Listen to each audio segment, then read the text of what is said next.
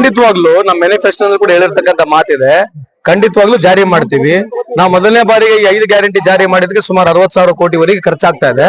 ಹಂಗಾಗಿ ಸ್ವಲ್ಪ ಹಣಕಾಸಿನ ವ್ಯವಸ್ಥೆಯಲ್ಲಿ ಕೂಡ ಈ ಬಾರಿ ಮುಂದೆ ಬರ್ತಕ್ಕಂಥ ದಿನಗಳಲ್ಲಿ ಇವರಿಗೆ ನಾವೇನು ಮಾತನ್ನು ಕೊಟ್ಟಿದ್ದೀವಿ ಅದು ಮುಂದೆ ಬರ್ತಕ್ಕಂಥ ದಿನಗಳಲ್ಲಿ ಸರ್ಕಾರ ಖಂಡಿತವಾಗ್ಲೂ ನಾವು ಅದನ್ನು ಅನುಷ್ಠಾನಕ್ಕೆ ತರ್ತೇವೆ. ಗ್ಯಾರಂಟಿ ಯೋಜನೆ ತಾವು ಅನುಕೂಲ ಆಗಿದೆ ಅಂತ ಜನರಲ್ಲಿ ವಿರೋಧ ವ್ಯಕ್ತಪಡಿಸ್ತಾರೆ. ಅವ್ರಿಗೆ ನೋವಿದೆ, ವಿರೋಧ ಪಡಿಸಲಿಲ್ಲ. ಅವ್ರದ್ದು ಏನ್ ಹೇಳ್ತಾರೆ ಅದನ್ನ ಆಯ್ತ್ರಿ ನಮ್ದು ಮಾಡ್ರಿ ಅನ್ನೋದು ಸಹಜ ಇದೆ. ಅವ್ರು ಅದೇನ್ ತಪ್ಪೇನು ವಿರೋಧ ಪಡಿಸಿಲ್ಲ. ಅವ್ರು ನೋವನ್ನ ತೋರ್ಕೊಳ್ತಿದ್ದಾರೆ. ಅದನ್ನ ನೀವ್ ಹೆಂಗ್ ರಿಕ್ವೆಸ್ಟ್ ಮಾಡ್ಕೊಳ್ತೀವಿ ಹಂಗ್ ಮಾಡ್ಬೇಡಿ ಅಂತ ಹೇಳಿ ರಿಕ್ವೆಸ್ಟ್ ಮಾಡ್ಕೊಳ್ತೀವಿ. ಪಂಚಮಸಾಲಿ ಸರ್ ರಾಜಕೀಯ ಲಾಠಿ ಚಾರ್ಜ್ ಮಾಡಿ ಎಷ್ಟು ಮಟ್ಟಿಗೆ sir?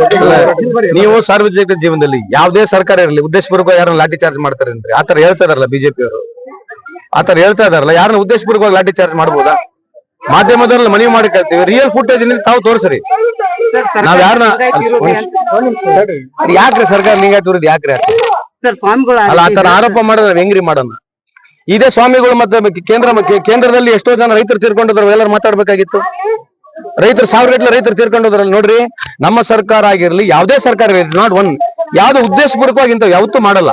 According to me BJP ಸರ್ಕಾರ ಇರಲಿ ಕಾಂಗ್ರೆಸ್ ಸರ್ಕಾರ ಇರಲಿ, ಇದಕ್ಕೆ ಯಾರ ಮೇಲೆ ಲಾಠಿ ಪ್ರಹಾರ ಮಾಡಿ ನಮ್ಗೆ ಏನ್ ಸಿಗದೆ? ಯಾವ್ದೇ ಸರ್ಕಾರಕ್ಕೆ ಮಾಡಿದ್ರೆ ಕೆಟ್ಟ ಹೆಸರು ಬರ್ತಾನೆ. ಆತರ ಮಾಡಿದ್ರೆ ಯಾವ್ದೇ ಸರ್ಕಾರಗಳು ಲಾಠಿ ಪ್ರಹಾರ ಮಾಡಿದ್ರೆ ಸರ್ಕಾರಕ್ಕೆ ಒಳ್ಳೆ ಹೆಸರು ಬರುತ್ತಾ? ಅದು ಸರ್ಕಾರಕ್ಕೆ ಬಿಟ್ಟಿರ್ತಕ್ಕಂಥದ್ದು, ಮಾನ್ಯ ಮುಖ್ಯಮಂತ್ರಿಗೆ ಬಿಟ್ಟಿರ್ತಕ್ಕಂಥದ್ದು. ನನ್ನ ಸ್ಪಷ್ಟೀಕರಣೆ ಕೊಡ್ತಕ್ಕಂಥದ್ದು ನೀವೇ ಗೌರ್ಮೆಂಟ್ ನಾಗಿರ್ಲಿ, ನಾಳೆ ನೀವು ಮುಖ್ಯಮಂತ್ರಿ ಆಗ್ಲಿ, ಎದಕ್ಕೆ ಲಾಠಿ ಚಾರ್ಜ್ ಮಾಡಿ ಏನ್ ಸಿಗತೈತಿ ನಿಮಗೆ? ಸಿದ್ದರಾಮಯ್ಯ ಅವರು ಹಿಂದೂ ವಿರೋಧಿ ಅನ್ನೋದು ನೋಡಿ. ಹಿಂದೂ ವಿರೋಧಿ ಅಂತ ಯಾರು ಹೇಳಿದ್ರು? ನೀವ್ ಯಾಕಿಂತ ಪದಗಳನ್ನ ಬಳಸ್ತೀರಿ? ದಯಮಾಡಿ let me complete. See you have to carry words correctly. My request ಮೈ ಮತ್ ಕೈ ಮುಗಿದು ಕೇಳ್ತೀನಿ, ಹಿಂದೂ ವಿರೋಧ ಅಂದ್ರೆ ಏನ್ ಅರ್ಥ ಸರ್? ಇದು ಅಹಿಂದ ಏನು ಸಮಾವೇಶಗಳಾಗ್ತಾ ಇರೋದ್ರಿಂದ ಹಿಂದೂ ವಿರೋಧಿ ಅಂತ ಕಾಂಗ್ರೆಸ್ ಹಿಂದೂ ವಿರೋಧಿ ಏನ್ ಅರ್ಥ ಆಗೋಲ್ಲ. ಏನ್ ಅಹಿಂದ ಅಂದ್ರೆ ಯಾರು ಸರ್? ಅಲ್ರಿ ಅಹಿಂದ ಅಂದ್ರೆ ಯಾರು? ಸರ್ ಈಗ ಹಿಂದುಳಿದ ವರ್ಗಗಳ ಒಕ್ಕೂಟ ಏನು ಸಿಎಂ ಅವರಿಗೆ ನಿನ್ನೆ ಮನವಿ ಕೊಟ್ಟಿದೆ 2A ಮೀಸಲಾತಿ ಕೊಡಬಾರ್ದು ಅಂತ. ಸೊ ಅದನ್ನ ಸ್ವೀಕಾರ ಮಾಡಿ ಟ್ವಿಟರ್ ಖಾತೆಯಲ್ಲಿ ಹಾಕ್ತಾರಂದ್ರೆ ಸಿಎಂ ಒಕ್ಕಲಿಗರಿಗೆ, ಲಿಂಗಾಯತರಿಗೆ ಮತ್ತೆ ಹಿಂದುಳಿದವರಿಗೆ ಏನ್ ಬೆಂಕಿ ಹಚ್ಚೋ ಕೆಲಸ ಮಾಡ್ತಾ ಇದೆ ಅಂತ ಆರೋಪ ಮಾಡ್ತಾ ಇದ್ದಾರೆ. ಈಗ ಯತ್ನಾಳ್ ಸಾಹೇಬರು ಅವ್ರು ಏನ್ ಬೇಕಿದ್ ಹೇಳ್ಬೋದು. ಸೊ ನೀವು ಕ್ಯಾರಿ ಮಾಡಕ್ಕಲ್ಲಿಗೆ ಸ್ಪೆಸಿಫಿಕ್ ಆಗಿ ನಮ್ಮನ್ನ ಕೇಳಿದ್ರೆ ನಾವು ಸ್ಪೆಸಿಫಿಕ್ ಉತ್ತರ ಕೊಡ್ತೀವಿ. ಅವರು ಹಿಂದೂಗಳ ವಿರೋಧಿ, ಒಳ ಜಗಳ, ಈಗ ಯಾವಾಗ್ಲೂ ಈ ಡೆಮೋಕ್ರಸಿನಲ್ಲಿ ಎಲ್ಲರೂ ಅವ್ರಿಗೆ ಏನ್ ಬೇಕು ಅವ್ರು ಕೇಳ್ತಾನೆ ಇದಾರೆ. ಈಗ ಉಲ್ಟಾ ಹೇಳ್ಕಂತ ನಾವ್ ಕೇಳ್ಬೋದು. ಈಗ ಪಂಚಮಶಾಲಿ ಏನ್ ಕೇಳ್ತಾರೆ, ಮತ್ತೆ ಇನ್ನ ಲಿಂಗಾಯತ್ ಸಮಾಜದಂಗೆ, ಇನ್ನ ಲಿಂಗಾಯತ್ ಸಮಾಜದೇನ್ ಬೇಡ? ಹಂಗ ಒಂದಕ್ಕೊಂದು ಹೇಳ್ಕಂತ ನೋಡ್ಬಿಡ್ಬೋದಾ? ಈ ಲಿಂಗಾಯತ್ ಸಮಾಜ ಅಂತ ನೀವ್ ಹೇಳ್ತೀರಿ, ಪಂಚಮಶಾಲಿ ಅಂತ ನೀವ್ ಹೇಳ್ತೀರಿ, ಹಿಂದೂ ಅಂತ ನೀವ್ ಹೇಳ್ತೀರಿ. ಇದು ಎಂಡ್ಲೆಸ್ ರೀ. ಇದು ಎಲ್ಲಾ ಸಮಾಜಗಳಿಗೆ ಸರ್ಕಾರದಲ್ಲಿ ಪ್ರಾವಿಷನ್ ಇದೆ, ಪ್ರಜಾಪ್ರಭುತ್ವ ವ್ಯವಸ್ಥೆಯಲ್ಲಿ ಪ್ರಾವಿಷನ್ ಇದೆ. ಬರ್ಬೋದು, ಹೋರಾಟ ಮಾಡ್ಬೋದು, ಕೇಳ್ಬೋದು. ಅದಕ್ಕೆ ಒಂದಕ್ಕೊಂದು ಹಿಂಗೇನೋ ಡಿಫರೆನ್ಸ್ ಬಂದಾಗ ಈ ತರ ಒಬ್ಬರ ಮೇಲೆ ಟೋಪಿ ಹಾಕಿ ಒಬ್ಬರ ಮೇಲೆ ಟೋಪಿ ಹಾಕಿ ಮಾತಾಡಿದಾಗ ಏನ್ ಅರ್ಥ ಏನಿದೆ? ನಾವು we are all Indians only basically. ನಾವು ಬಿಜೆಪಿಯವರಾಗಿರ್ಲಿ, ಕಾಂಗ್ರೆಸ್ನವರಾಗಿರ್ಲಿ, ಎಲ್ಲಾ ಪಾರ್ಟಿ ನಾವೇನ್ ದೇಶದವರಲ್ವಾ? ಈ ದೇಶ ಬಿಟ್ಟು ಹೊರಗ್ನವ್ರು ಇದೀವಾ? ಏನ್ 70 ವರ್ಷದಿಂದ ಈ ದೇಶದಲ್ಲಿ ಕಾಂಗ್ರೆಸ್ ಇರಲಿಲ್ವಾ? ಏನ್ 11 ವರ್ಷದ ಬಿಜೆಪಿ ಬಂದು ಈ ದೇಶ ಬೆಳೆಸ್ಬಿಡ್ತಾ? ಏನ್ ಮಾಡಿ ಮಾತಾಡಿ. ಸೊ ಹಂಗಾಗಿ ನಮ್ ರಿಕ್ವೆಸ್ಟ್ ಮಾಡ್ತಕ್ಕಂಥದ್ದು ಈ ತರ ರಾಂಗ್ ಇನ್ಫಾರ್ಮೇಶನ್ಸ್ ಕೊಡೋದು, ರಾಂಗ್ ಆಗಿ ಮಾತಾಡೋದು, ಪೊಲಿಟಿಕಲ್ ಮೈಲೇಜ್ ಮಾತಾಡ್ತಾರೆ ಹೊರತು ಅದ್ರ ಸತ್ಯ ಇರಲ್ಲ ತಕ್ಕಂತ ನಮ್ಮ ಜಸ್ಟಿಫಿಕೇಶನ್.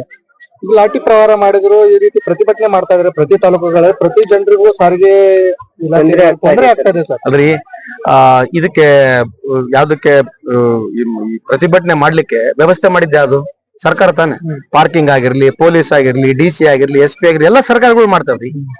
ಅದ್ ಯಾಕಂಗ್ ನೀವು ಅದನ್ನ ಪ್ರಶ್ನೆಗಳು ಕೇಳ್ತೀರಿ? ನೋಡ್ರಿ, there is a way for everything. There is a way. ನೀವ್ ಈ ತರನೇ ಪ್ರಶ್ನೆ ಕೇಳಿದ್ರೆ ನಾವ್ ಇದೇ ತರ ನನ್ ಕಡೆ ಅಂತ ಇದೇ ತರ ಉತ್ತರ ಸಿಗುತ್ತೆ, ಬೇರೆ ಏನ್ ಸಿಗುತ್ತೆ? ಅಲ್ಲ, ಸಾರ್ವಜನಿಕರಿಗೆ ಯಾಕೆ ತೊಂದರೆ ಆಗ್ಬಾರ್ದು? ಆಗ್ತದೆ. ಕೆಲವು ಟೈಮ್ ಇಂತ ಸಂದರ್ಭಗಳು ಬಂದಾಗ, ಜಾತ್ರೆಗಳು ಬಂದಾಗ ನಮ್ ದೇಶ ಹಿಂಗೆ ನಡೀತಾನೆ.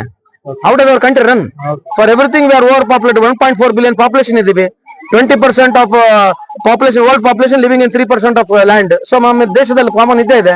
ಇದೆಲ್ಲರೂ ಸಹಿಸ್ಕೊಳ್ಳೇಬೇಕು, ಏನ್ ಮಾಡಕ್ ಬರಲ್ಲ. ನಾಳೆ ನೀವು ಮದುವೆ ಮಾಡಿದಾಗ ಟ್ರಾಫಿಕ್ ಜಾಮ್ ಆಗಲ್ಲ ಮನೆ ಮುಂದೆ? ಆಗುತ್ತಲ್ಲ.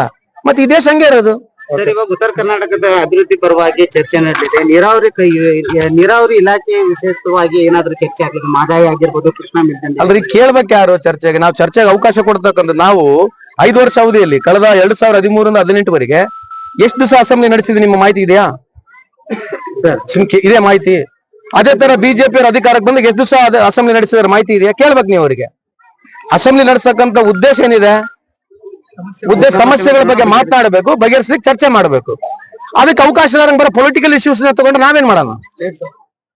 Political ಉತ್ತರ ಕರ್ನಾಟಕದ ಅಭಿವೃದ್ಧಿ ಸಲುವಾಗಿ ಇದೇನು ಅಧಿವೇಶನ ನಡೀತಾ ಇದೆ ಇದೇ ವಿಷಯವಾಗಿ ಅಲ್ರಿ ನೀವು ಅದನ್ನ ಬಿಜೆಪಿ ಅವ್ರಿಗೆ ಕೇಳ್ಬೇಕು ತಾನೆ. ನೀವು ಬಿಜೆಪಿ ಅವ್ರಿಗೆ ಕೇಳಿ ಸರ್ ಏನ್ ಅಜೆಂಡಾ ಇಟ್ಕೊಂಡು ಇವತ್ತು ಕೇಳ್ತಾ ಇದ್ರಿ.